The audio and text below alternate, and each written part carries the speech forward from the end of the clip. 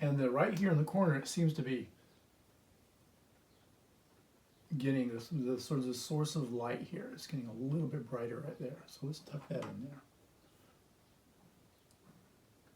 Now, as I move to this part of the painting, my challenge here is to make a nice feathered edge between this darker tone and the lighter tone. So let's see if I can make that happen. You'll notice I used a kind of a wiggly motion to do that over here on this side of the painting. What I did was I laid half the brush on the blue side and half on the light side and half on the dark side. Put my brush into the pigment, get a little pigment on the tip of the brush, and then, whoops, a little bit too much.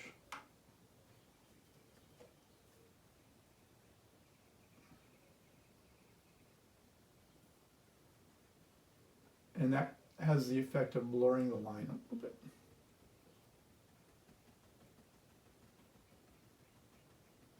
This is another way you can do it, kind of a tapping motion. That also gets the job done. I notice one of the effects of light that I'm seeing here is that on the other side of the shadow, there's a kind of a halo. So I want to brush in a little bit more of the white pigment over there. Remember, step light, arrive heavy, just getting a little bit of pigment on the brush. I don't know if you can see, that's not very much at all.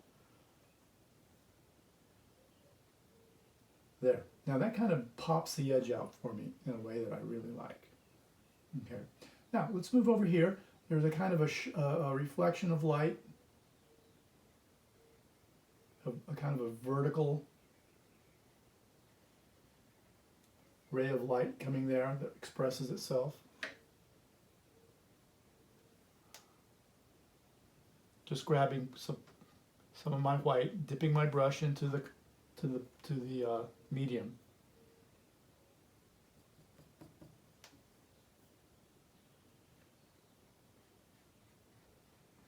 Oh, those are just silk degrees. Just degrees of change in value, not very much at all.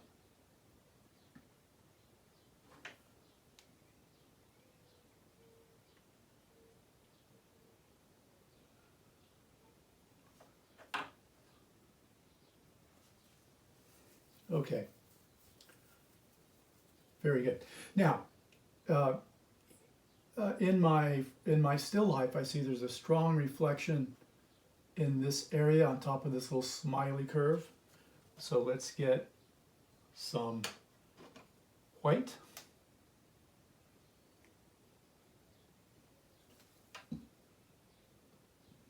And it seems to be moving in a kind of an odd direction, almost as if it's refracting from this side and then refracting from that side.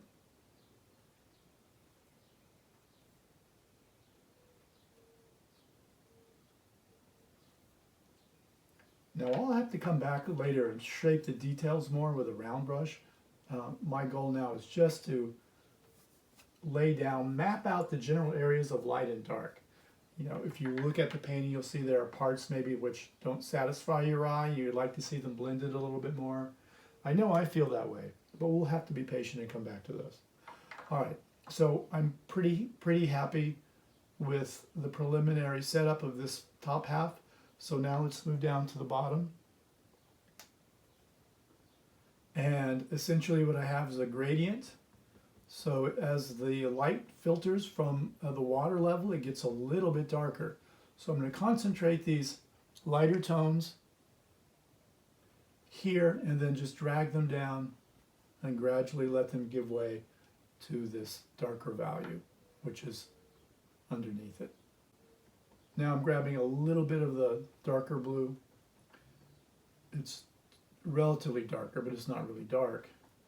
Yeah, all my values are probably somewhere between 8 and 9, 7, 8, and 9 here. Just so that it's not flat.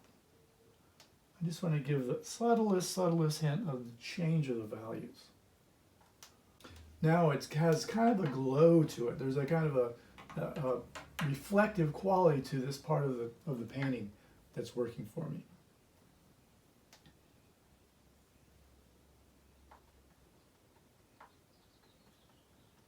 It's like a sandwich, isn't it? So layers of color and value.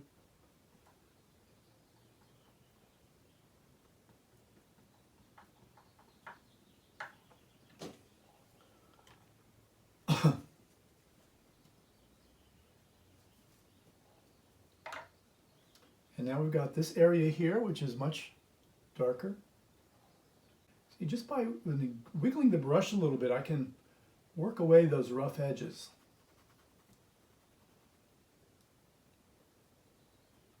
Just by wiggling the brush.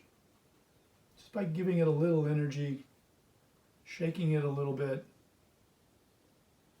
It's like when you're trying to comb your hair and your comb is getting tangled in your hair, so you just have to slow it down and pull the comb through your hair very gently and slowly. And then you can navigate it without yanking your hair out. Okay, now underneath, this is a relatively saturated blue compared to the one that I'm about to add in underneath.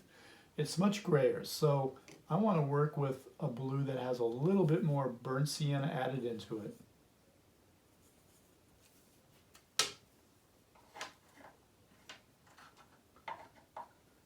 And this is another layer of my sandwich, and it's going to just move across here like so. And now below that, I've really got just a series of lighter tones. They're not as blue, they're more white. They're really desaturated. Okay, so let's clean my brush and then go get a very, very, very light tone. Very light tone. A lot of white. Just barely any blue or any burnt sienna here. And let's put that in.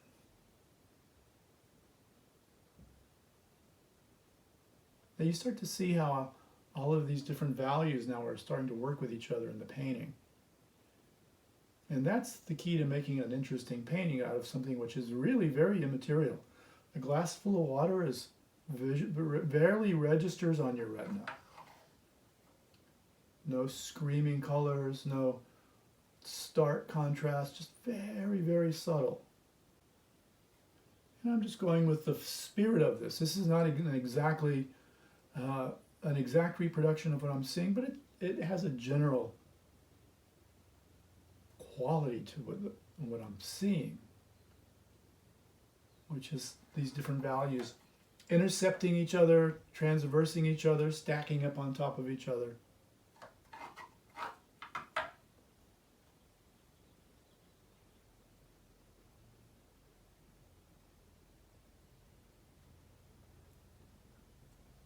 All right, now for the bottom part here, I've really got to darken it up. I have to go back to this value here. This dark bit of paint here is way heavy-handed, so I'm going to have to really knock that down. There, now it's not so obtrusive. And then this will be good for my shadow, my cast shadow. See, I'm already anticipating the background now. Okay. All right. Let me, what I'm going to do now is switch over to a round brush.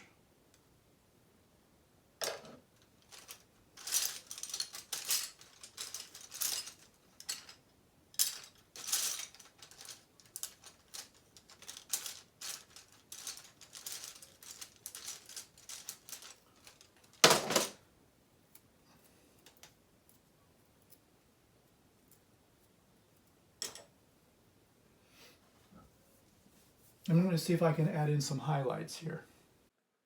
For the final few minutes of the video, I'm going to put it on fast forward.